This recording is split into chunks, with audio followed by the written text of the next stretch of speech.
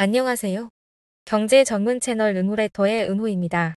11월 27일 수요일 전달드릴 뉴스를 간단히 살펴보겠습니다. 화요일 미국 주식시장은 연일 상승세를 이어가며 새로운 기록을 경신했습니다. 비트코인 옵션 거래 데이터에 따르면 비트코인이 10만 달러 돌파에 실패한 이후 하락할 가능성에 베팅이 증가하고 있습니다. 대리 3분기 실적을 발표했습니다. 리비아는 조지아주 전기차 생산 공장을 건설하기 위해 미국 에너지부로부터 조건부 대출 승인을 받았습니다. 화웨이는 2024년부터 스마트폰과 태블릿의 구글의 안드로이드를 제거하고 자사 운영체제인 하모니OS 넥스트로 전환한다고 발표했습니다. 인텔은 미국 정부로부터 약 78억 7천만 달러의 보조금을 받아 새로운 반도체 공장을 건설할 계획입니다. 바이든 행정부는 메디케어와 메디케이드가 비만 치료제를 포함하도록 확대하는 규정을 제안했습니다. 퀄컴의 인텔 인수 관심이 식은 것으로 알려졌습니다.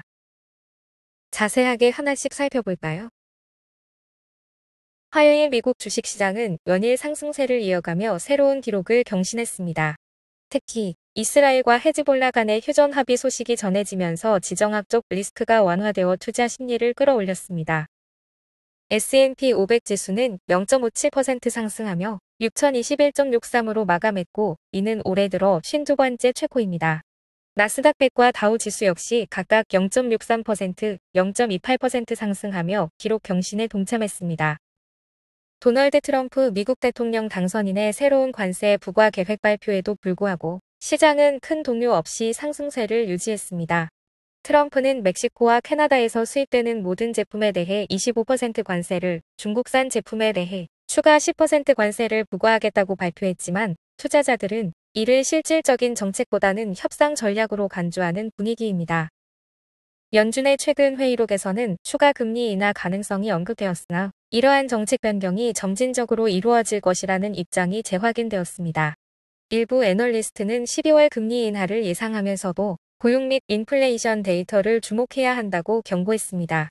기업별로는 암제네 비만 치료제가 기대에 미치지 못하는 결과를 내놓아 주가가 4.8% 하락했고 반면 일라이릴리는 미국 정부가 비만 치료제를 메디케어 및 메디케이드에 포함할 가능성을 제기하면서 주가가 4.6% 상승했습니다. 비트코인 옵션 거래 데이터에 따르면 비트코인이 10만 달러 돌파에 실패한 이후 하락 가능성에 대한 베팅이 증가하고 있습니다. 11월 22일 사상 최고가 99,830달러를 기록했지만 이후 약 8% 하락해 91,377달러 32센트까지 내려갔습니다. 비트코인은 올해 120%, 이번 달에만 34% 상승했으며 도널드 트럼프 대통령 당선인과 친암호화폐 성향의 의원들의 당선이 주요 요인으로 꼽혔습니다. 암호화폐 옵션 플랫폼 디라이브의 데이터에 따르면 12월 27일 만기 옵션에서 콜옵션과 풋옵션 간 변동성을 비교한 지수가 24시간 내 30% 하락하며 보호적 전략으로의 전환을 나타냈습니다. 이는 비트코인의 하락 가능성에 대비하기 위한 것으로 해석됩니다. 12월 27일 옵션 만기일에는 11.8빌리온 달러 상당의 비트코인 옵션이 만료되며 시장에 큰 변동성을 초래할 가능성이 있습니다. 현재 데이터로는 비트코인이 16% 하락해 81,493달러로 내려가거나 19.9% 상승해 115,579달러에 도달할 확률이 각각 68%로 전망됩니다. 더 큰 변동성의 경우 5% 확률로 68,429달러까지 하락하거나 137,645달러까지 상승할 가능성도 있습니다. 추가적으로 비트코인 가격의 하락은 최근의 이익 실현 때문이라는 분석도 나왔습니다. 체크온체인의 데이터에 따르면 지난 30일 동안 장기 보유자들이 60빌리언 달러 상당의 비트코인을 매도했으며 이는 이번 사이클에서 가장 많은 매도량을 기록한 시기로 나타났습니다. 델은 3분기 실적에서 주당 순이익이 예상치를 상회했지만 매출은 기대에 미치지 못하며 시간 외 거래에서 주가가 하락했습니다. 총 매출은 전년 동기 대비 10% 증가한 244억 달러를 기록했으나 PC 부문의 부진이 발목을 잡았습니다. 인프라 솔루션 그룹은 AI 서버 수요 급증으로 매출이 34% 증가하며 114억 달러를 기록했으며 특히 AI 서버 매출은 58% 증가한 74억 달러로 높은 성장을 보였습니다. 반면 클라이언트 솔루션 그룹은 PC 사업 매출이 1% 감소한 121억 달러를 기록했으며 기업용 PC 매출은 3% 증가했지만 소비자용 PC 매출은 18% 감소했습니다. 델은 AI 서버에서 강한 성과를 보였지만 전통적인 PC 사업의 약세와 높은 AI 서버 생산 비용으로 인한 마진 압박이 지속되고 있습니다.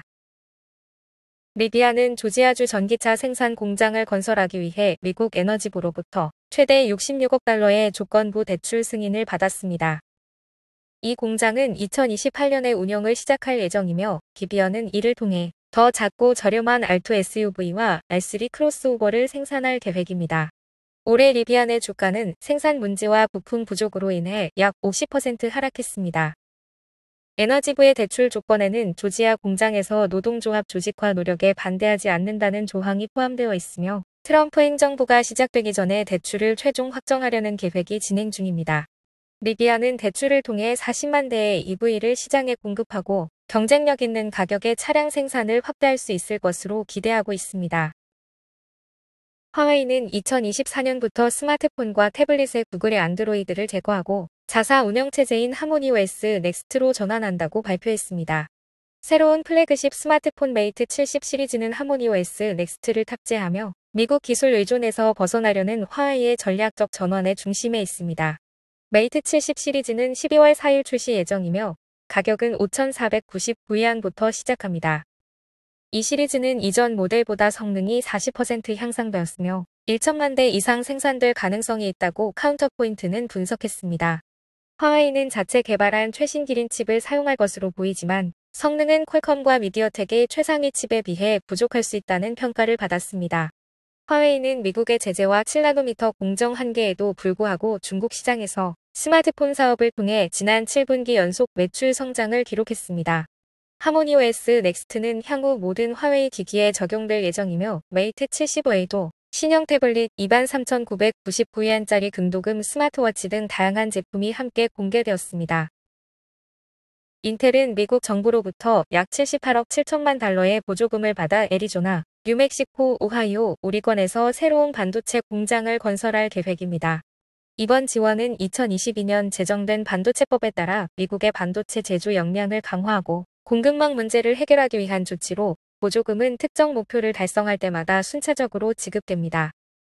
보조금 규모는 초기 예상치인 85억 달러에서 줄어들었는데 이는 인텔이 이미 국방 및 정보용 반도체 시설 구축을 위해 30억 달러를 추가 지원받았기 때문입니다. 이번 지원금은 인텔 CEO 팻 갤싱어가 추진 중인 대규모 반도체 제조 확장과 첨단 공정 기술에서 경쟁사를 따라잡으려는 계획의 중요한 자금으로 활용될 예정입니다.